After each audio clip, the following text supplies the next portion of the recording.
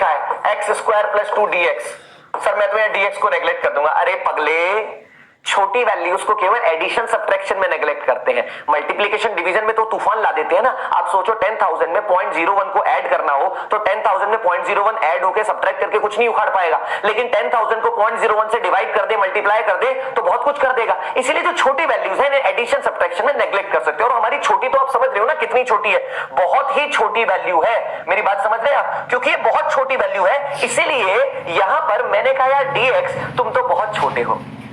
अब आपको समझ आ रहा होगा कि x के आगे जो dx विड्थ का एलिमेंट चूज करना है उसे छोटा क्यों लेना है। अगर मैंने इस dx को छोटा नहीं लिया ना दोस्त, तो मैं इस dx को यहां से हटा नहीं पाऊंगा। और अगर मैं इसे यहां से नहीं हटा पाया, ध्यान से देखना, जैसे ही मैंने बोला dx बहुत छोटा है, मैं dx को नेग्लेक्ट करने गया। मैंने जैसे ही dx को नेग्लेक्ट किया, ये मैंने dx को नेग्लेक्ट किया, ये तो साहब नेग्लेजिबल है, हटाओ इसको, तो हटाओ। और जैसे ही मैंने इसको हटाया, चमकता हुआ फोर्स आपको दिखा रहा हूं, वो आया एक्स स्क्वायर प्लस 2। अब इस एक्स स्क्वायर प्लस 2 को देखा, इस एक्स स्क्वायर प्लस 2 को देखा, ढोल नगाड़े बजने लगे, खुशी की लहर दौड़ गई। मैंने पूछा भाई dx क्या बात है, मिठाइयां क्यों बांट रहे हो? कहते मैं KI बन गया हूं। मैंने कहा क्या बन गए हो? बोलता KI बन गया हूं। मैंने कहा KI मतलब? कहता खूबसूरत इलाका बन गया हूं।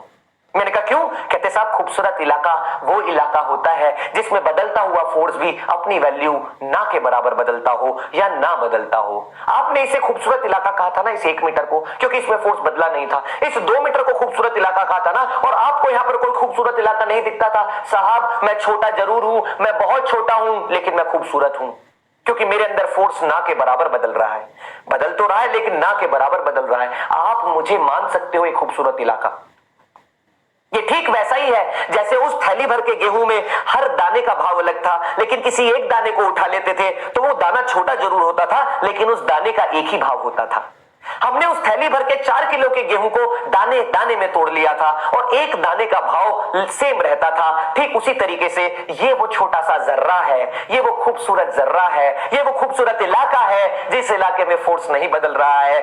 और माना कि आज मैं मजबूर हूं और इस पूरे 4 मीटर तक फोर्स की वैल्यू बदल रही है, लेकिन ये एक छोटा सा इलाका इस बदलाव की दुनिया में एक छोटा सा दिया है, इस अंधेरे में एक छोटा सा दिया है। इस छोटे से दिए को जलाना कहां मना है दोस्त? माना कि अंधेरा घना है, लेकिन दिया जलाना कहां मना है? आइए हम इस दिए को जलाएंगे। इस पूरे के पूरे 0 से लेके 4 तक की दुनिया में हम वर्क डायरेक्टली नहीं निकाल सकते, लेकिन इस छोटे से इलाके में संकट की घड़ी आई है। आज मुझे इस 4 छोटा सा KI है, हमारा KI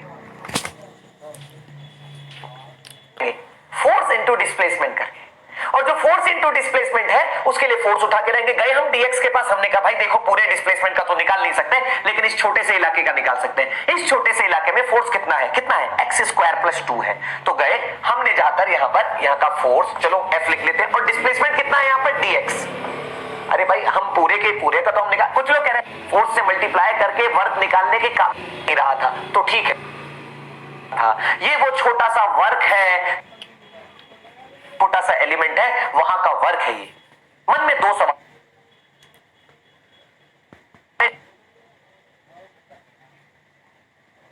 मान लिया, क्या मान लिया? ds विड्थ का एक एलिमेंट मान लिया। क्या कह रहा है? सर मैं ना अपने ds ना s इक्वल टू 2 पर मानूंगा। मैंने कहा मान भाई, कोई बात नहीं। तो मुझे यहां पर बताओ, यहां पर इस जगह पर s कितना हो चुका है? साहब 2 हो चुका है, यहां से यहां तक 2 हो चुका है, ध्यान से देखना।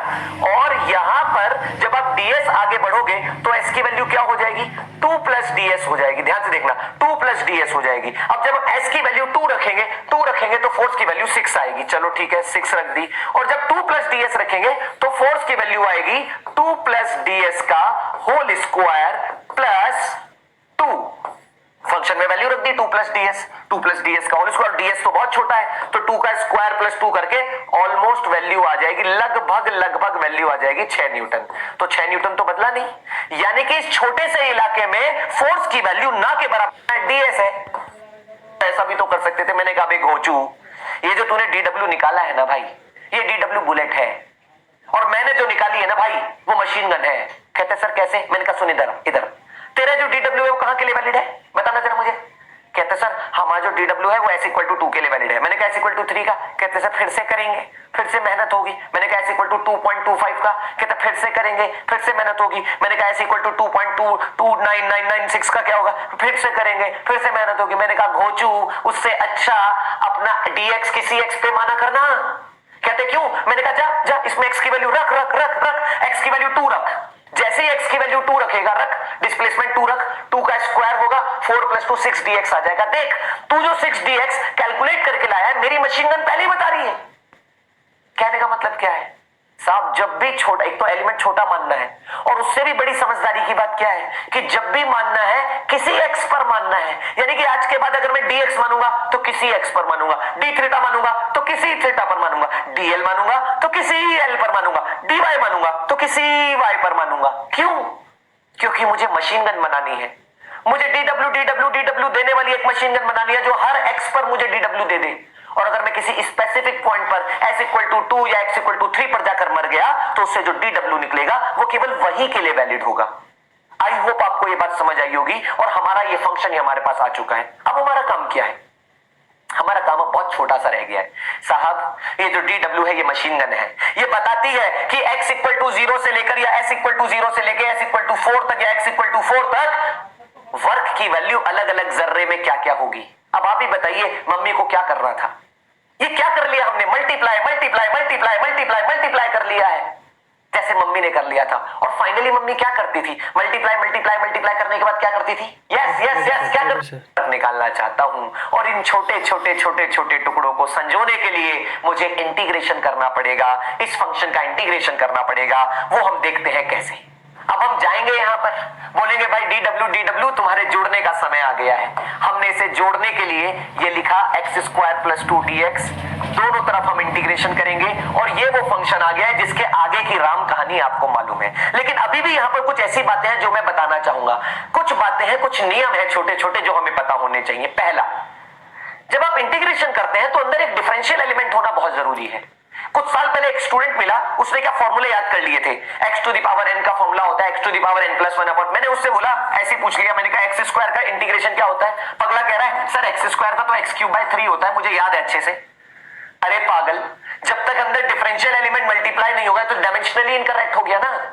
आप सोचो x² अगर x अगर डिस्टेंस है तो यह डिस्टेंस का स्क्वायर हुआ या डिस्टेंस का क्यूब हो गया, तो ये तो यूनिट के हिसाब से ही गलत हो गया। इधर वाले की यूनिट मीटर स्क्वायर और इधर वाले की यूनिट मीटर क्यूब हो गई।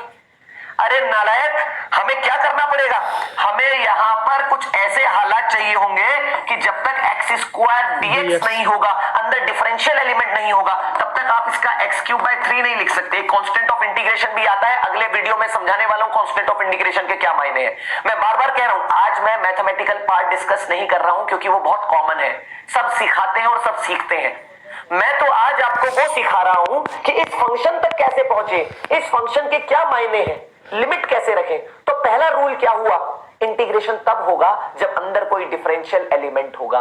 क्या अंदर कोई डिफरेंशियल एलिमेंट है? जी हां है। क्या अंदर कोई डिफरेंशियल एलिमेंट है? जी हां है। ये किसका डिफरेंशियल एलिमेंट है साहब? ये x का। x का differential element is called dx, w का differential element is called dw, Ritesh का differential element is called d Ritesh. तो ये किसका? इनके अंदर डिफरेंशियल एलिमेंट है, इसलिए हम इंटीग्रेशन कर पा रहे हैं। पहला रूल। रूल नंबर 2, फिजिक्स में जब भी इंटीग्रेशन करना है तो एक ऐसा माहौल बनाना है कि जिसका डिफरेंशियल एलिमेंट उसके साथ उसी का फंक्शन होना चाहिए। अब जो भी इंटीग्रेशन के फॉर्मूले देखते हो तो x² किसका फंक्शन है? फंक्शन मतलब समझते हो ना, मैथ्स में पढ़ते हो फंक्शन। फंक्शन मतलब ये x पे डिपेंड करता है x², और डिफरेंशियल एलिमेंट भी किसका है? x का। हम फिजिक्स में कभी ऐसा नहीं करते y² dt, इसका इंटीग्रेशन नहीं करते। और जब इसका इंटीग्रेशन कभी करने जाते हैं तो क्या करते हैं? या तो इस dt को dy में तब्दील करते हैं, या फिर इस y² को t का फंक्शन बनाते हैं, या तो y² को t की टर्म्स में लाते हैं और इधर dt रहने देते हैं। यानी कि एक ही रूल है। क्या रूल? ये है कि डिफरेंशियल एलिमेंट जिसका है उसके साथ फंक्शन उसी का होना चाहिए। अब इसको याद रखने के लिए मैं बड़ी अच्छी बात बोलता हूं, जिसका दूल्हा उसी की बारात। दूल्हा यानी कि